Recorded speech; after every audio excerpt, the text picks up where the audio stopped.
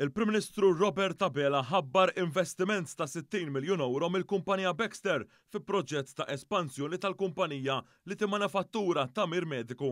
Din l-espansjoni se ssir bl-għajnuna tal-Gvern Malti permezz tal-Malta Enterprise u Indis Malta li se tissarraf 180 impjieg ġdid fit tkabbir fil-kapaċità produttiva ta' 20%. Din l-espansjoni ta' din il-kumpanija se twassal biex 3 fabbriki se jiġu rilokati għall-istess żona industrijali tal-Marsa.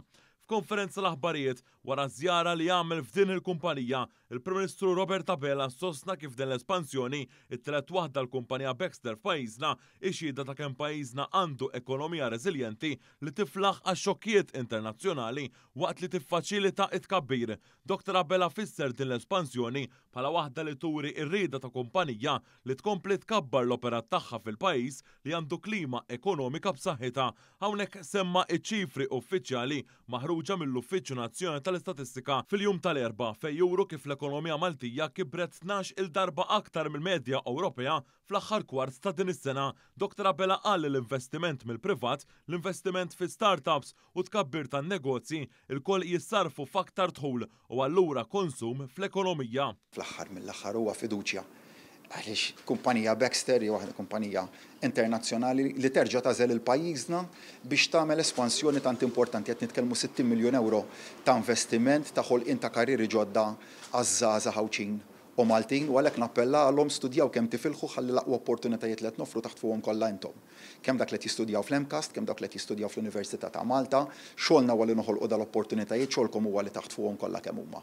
U nieħu pjaċir imbagħad li nara management li tant jirrispetta l-ħaddiema li jagħtu l-ġurnata tax-xogħol tagħhom b'mod b'saħħtu. Din hija s-soċjetà li rrid nara. Verament meta niġi f'dal-postijiet tax-xogħol nara dik is-soċjetà li jien noħlom għall-pajjiż, is-soċjetà tal-lum, soċjetà ta' daw koll u tant għalhekk ninsab ottimist għall-futur ta' pajjiżna.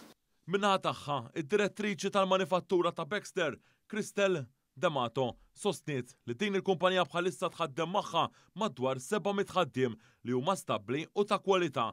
Moa News D'Amato tkellmet dwar x'tip ta' impjiegi se toħloq Baxter b'dan l-investiment massiġġ. Inġiniera, ovvjament, u ċertu technicians ikollha bżonn żgur dejjem għax ovvjament aħna jkollna ħafna magni, ġifieri dawk huma nies importanti għalina. Apparti aħna għandna wkoll ir-research and development, ġifieri nistgħu nistennew ukoll ikun hemm xi xogħlijiet għall-inġiniera kif ukoll xjentisti fir-research and development.